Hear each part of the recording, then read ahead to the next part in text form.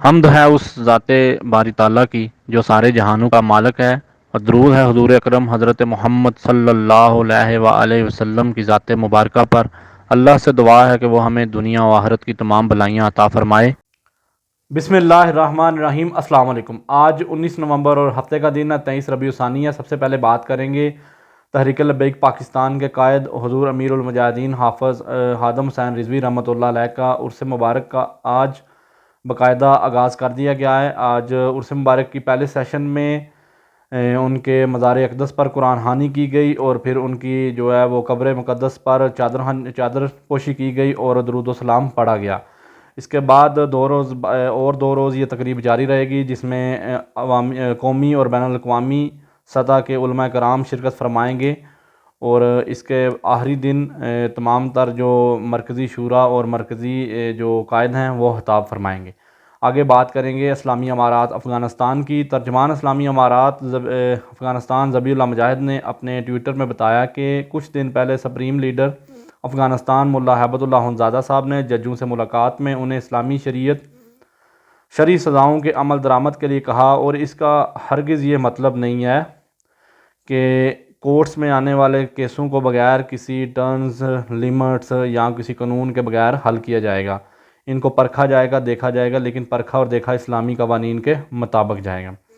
اسلامی امارات کی حکومت آنے کے بعد ہم نے شرعی قانون پر عمل درآمد نہیں کیا، اور اسلامی امارات پہلے دن سے شریعت کے قانون کو لاگو کرنے کا عزم رکھتی تھی، لیکن کچھ وجوہات کی بنا پر ہم ان پر عمل نہیں کر سکے۔ اب اسلامی امارات میں اسلامی شریعت کے مطابق اور تمام تر جو عظیم قوانین ہیں ان کو لاگو کرنے کے لیے ماحول سازگار ہو گیا، اور ہم اس کا باقاعدہ آغاز کر رہے ہیں۔ آگے بات کریں گے اسلامی امارات کے معاون بلال کریمی صاحب نے اپنے ایک ٹویٹ میں پیغام میں کہا کہ اسلامی امارات مثبت میکانزم کو خوش آئند کہتی ہے اور بغیر کسی شرط کے تعاون اور مدد کی تعریف کرتی ہے۔ کوئی بھی ملک اگر ہماری مدد کرے گا، تعاون کرتا ہے، تو ہم اس کو خوش آمدید کہتے ہیں، لیکن بغیر کسی شرط کے۔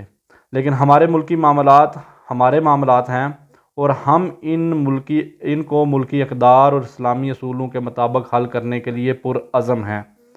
اسلامی امارات کی حکومت کی زیر نگرانی پورے ملک کی زمین سیکیور اور سیف ہے اور امن ہے، اور یہاں سے کسی کو کوئی مسئلہ نہیں ہے۔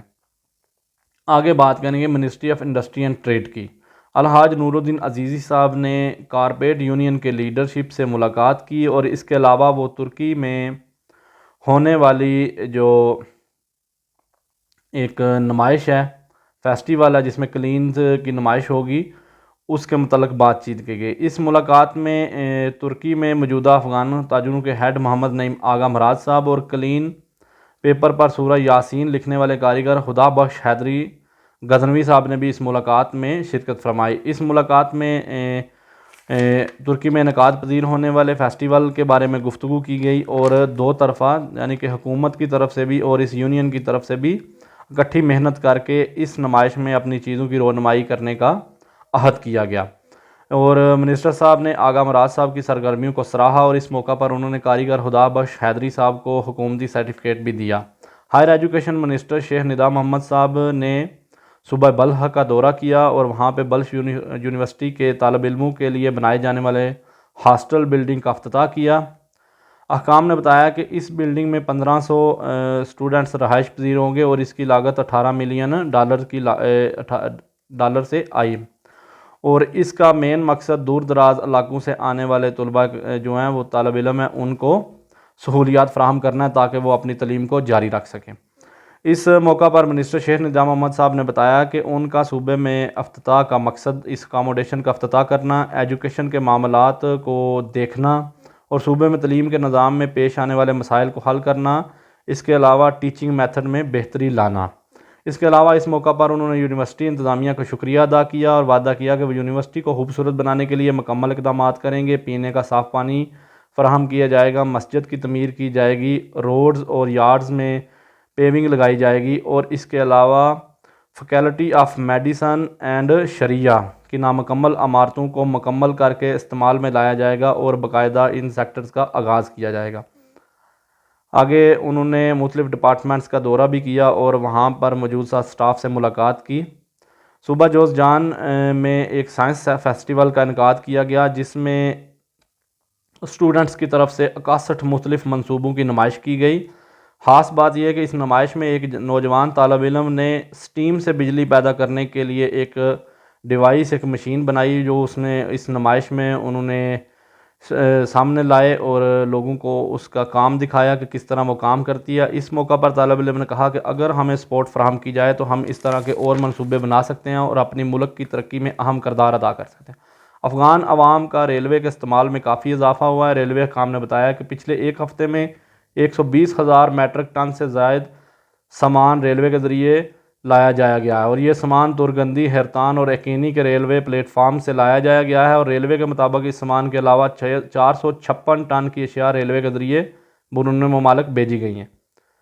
جنرل ڈائریکٹر آف ایئرپورٹس نے صوبہ ہوسٹ اور ننگرہار کا دورہ کیا۔ جنرل ڈائریکٹر الحاج پائلٹ جنرل عبدالستار گریوال نے اپنے وفد سمیت دونوں صوبوں کے مین ایئرپورٹس کا دورہ کیا، ان کی حالت دیکھی۔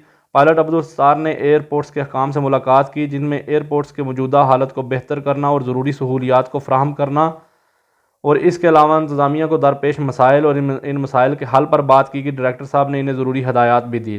آگے بات کریں گے public health minister doctor Kalandar Ubaid صاحب نے وفد سمیت world health organization, polio prevention اور پولیٹ فاؤنڈیشن کے حکام سے اسلام آباد میں ملاقات کی۔ اس ملاقات میں پولیو کے خاتمے کے لیے مل کر دو طرفہ تعاون سے اس کو ختم کرنے پر بات چیت ہوئی۔ صوبہ تہار کے کسٹم حکام نے بتایا کہ اسلامی امارات کی حکومت کے آنے کے بعد ادارے نے 36,636,000 افغانی آمدنی کی مد میں اکٹھی کی ہے اور وہ ملکی خزانے کے حوالے کر دی ہے۔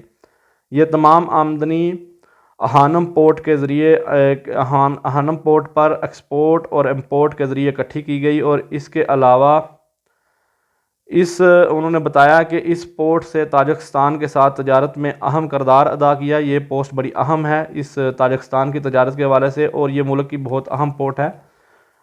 اصل بات یہ ہے کہ جو چیز بھی کسی حکام کے پاس آ رہی ہے وہ حکومت اور ملکی خزانے میں جا رہی ہے۔ یہ نہیں ہو رہا کہ وہاں پہ ہی آدھی بانٹی جا رہی ہے اور آدھا غیر قانونی طریقے سے لوگوں کا سامان آگے نکلوایا جاتا ہے۔ ہر جگہ پر جہاں جہاں بھی اصول اور رول ہیں انہی اصولوں اور رولوں کے مطابق کام کیا جا رہا ہے، اور وہی لوگ ہیں جو پہلے کام کر رہے تھے، صرف سربراہ بدلے ہیں۔ آپ کو بھی اسی چیز کی ضرورت ہے اور مجھے بھی اسی چیز کی ضرورت ہے، پھر ہمارا ملک ترقی کرے گا۔ جزاک اللہ۔